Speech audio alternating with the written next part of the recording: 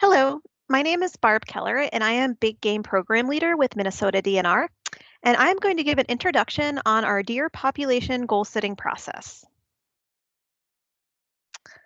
So if you're not familiar with deer management in Minnesota, we manage our deer population based on 131 blocks of land called deer permit areas. So this map on your right depicts all of the deer permit areas in our state, and these are areas of similar habitat, deer populations, land use, and other factors. So within each of these deer permit areas, we set a population goal, which guides management for about 10 years within that permit area. And so a population goal is articulated as the desired direction, so increase, stay the same, or decrease, and magnitude of change desired over the next few years. So for example, a population goal would be to increase the population by 25%, for example, stay the same, or decrease potentially 50%. So these goals are really important because they guide the year-to-year annual management decisions for those deer permit areas. Looking at the map on your right, we are going through our goal setting process, which is a 4-year process. You see that the blue areas in that map were those goals were revised in 2020, this past year, and this year we are revising the permit area goals in purple there. And then you can see we're visiting the rest of the state over the next 2 years.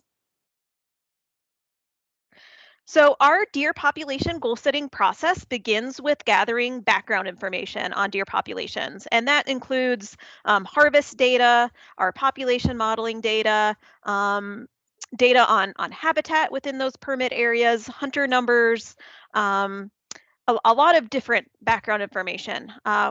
Once we have that background information, we have a 3-phase public input process.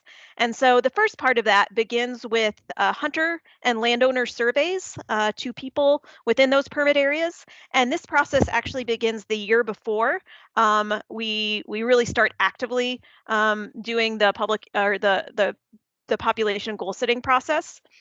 So the winter before we begin, a random number of deer hunters and landowners in each permit area receive a survey asking questions about what they think about deer populations in those areas and where they would like to see deer populations go.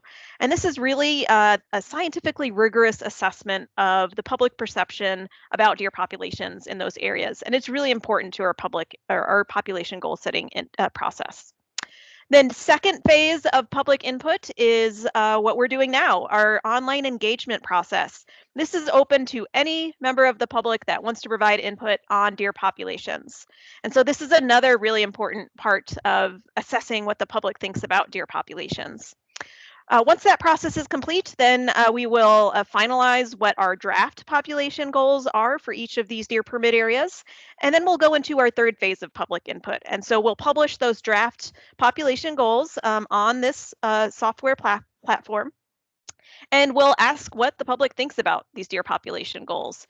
Once that process is complete, then we finalize what our population goals are, and we present those to our leadership, and our commissioner makes the final decision on whether these population goals are approved or whether there need to be some changes made to those goals. Once that process is complete, those finalized population goals will guide deer management that next fall. So the deer population goals that we develop this winter will affect our fall 2021 hunting season recommendations for these permit areas. So you might wonder why we go through all of this process of deer population goal setting. Deer populations are really important to Minnesota. Deer populations can have a significant impact on the habitats that they inhabit. They're also really important to our citizens. So Minnesotans highly value the recreational opportunities that deer populations provide, and they can also have a significant economic impact on rural economies. So they're really important to our state, but we also realize that they have an impact on some aspects of people's livelihoods. For example, agricultural landowners, forest communities, they can have an impact on. So there is a balance here between maintaining or making sure that we have enough habitat to support deer populations, or balancing the number of deer that the habitat can support with the number of deer that the public will support. And then, as I alluded to, within that public support, there's a balance between maintaining enough deer to meet that desire for recreational opportunities. And generally, that's deer hunters, but also people just value deer for recreational viewing opportunities. And there's also an inherent value related to deer. So we need to balance that desire with the tolerance for the impacts the deer can cause. And certainly this becomes more of a problem as deer populations increase and become overabundant. They can have a significant effect on people's livelihoods. There also can be issues with deer vehicle collisions, so damage due to agriculture, forest communities, landscaping as well. All of those impacts can affect the tolerance for deer populations. So again, this is a balancing act, and finding that correct population size is really important because that affects the deer management in these areas for the long term. So once we determine what the population goal in a certain area should be, we have our primary tool to manage those deer populations is deer harvest. So, and this is primarily the way that deer populations are managed throughout North America. Within that deer harvest toolkit, there are several tools that we can use to move deer populations up or down or affect other aspects of deer populations. But by and far, the most important way that we can move deer populations towards goal or increase or decrease deer populations is by changing the number of antlerless permits that are available in a deer permit area. And so antlerless permits, generally, this is female deer that are harvested on antlerless permits. There are juvenile males that can be harvested on antlerless permits, but the largest portion is adult females and juvenile females. And changing the number of females that are harvested in populations is really important to changing population trajectories or trends, because this is the reproductive driver of deer populations. Most adult females deer are going to become pregnant in a given year, and they can have twins, even triplets. Twinning is very common in deer populations. And so these are the reproductive driver. If we increase the number of female deer that are harvested in a population, we can move that population down. Whereas if we reduce the number of antlerless permit or female harvest in a population, we can move that population up. So for the most part, that's the tool that we're using in order to move populations up or down to meet those population goals.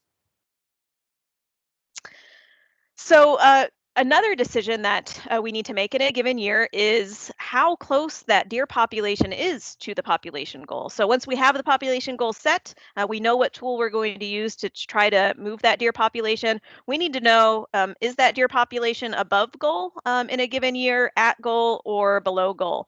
And we use a variety of different data to make this assessment.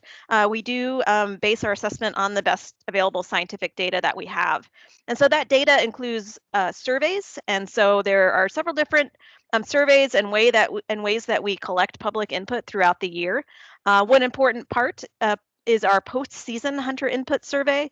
This happens after the deer season, typically in January. We'll have an online survey available that any person can take. It doesn't just need to be hunters. It can be any member of the public that wants to provide their opinion on deer populations, and that helps us determine where deer populations are at, if they've increased in a given year, decreased, stay the same.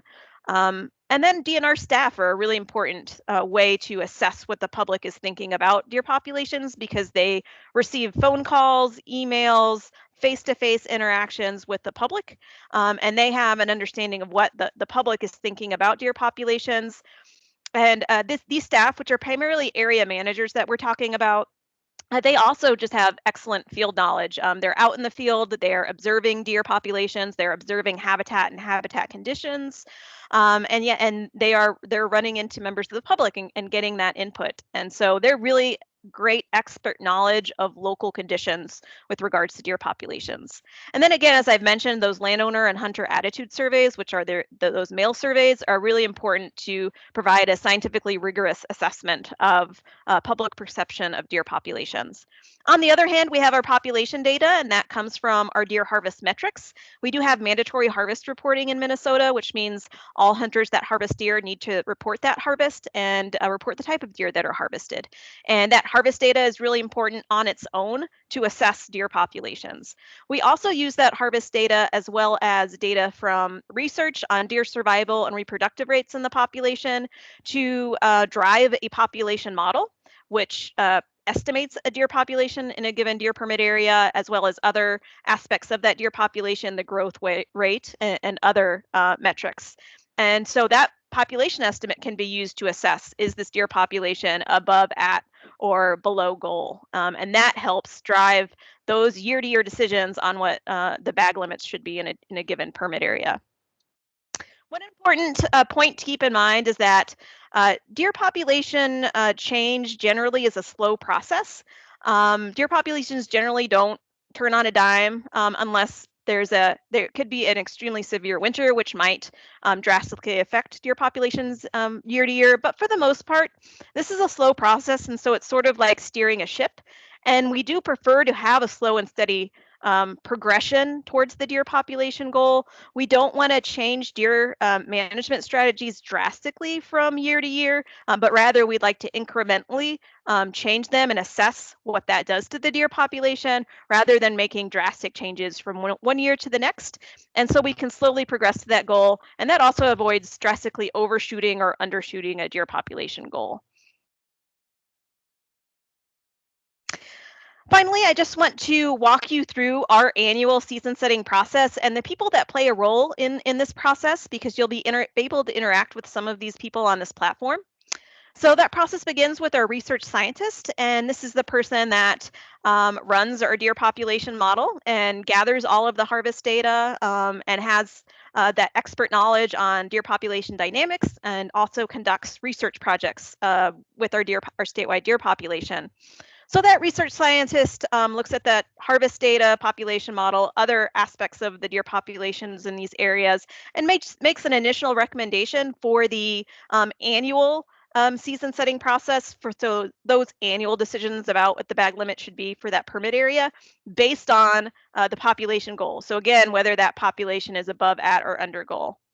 Then that information is shared with our area managers, and those are those local staff that I mentioned that really have that expert knowledge about local conditions. They live and recreate in those permit areas, and they have a really good understanding of local conditions and the local public's opinion of deer populations. And public input is an important part of their position, and they receive emails, phone calls, etc. from the public talking about deer populations. They look at the initial recommendation and make an assessment of whether that needs to be adjusted, and then make that recommendation. And that comes to myself at the Big Game Program. I review all of the recommendations for the deer permit areas and look at what the population goal is, and just make a review that this is a scientifically valid process and that we're maintaining consistent management across the state with regards to how we're making these decisions. Finally, then that is presented in our annual deer season rule to our commissioner's office, who makes the final decision and recommends any changes to those recommendations. So with that, I hope you have a better understanding of our deer population goal setting process, and I hope you are motivated to provide us with input. So please do, if you've made it to this point in the video, spend time on our engagement platform, provide input on what you think about deer populations, where you think the goals and the harvest trends should be in each area. You can also spend time reading about the harvest metrics and the population metrics for those areas, our hunter and landowner input surveys, and spend some time and ask some questions of our local and statewide staff. And finally, check back often for updated conversations and additional input opportunities. So I thank you very much for your time, and I hope you have continued to participate in deer management in Minnesota. Thank you.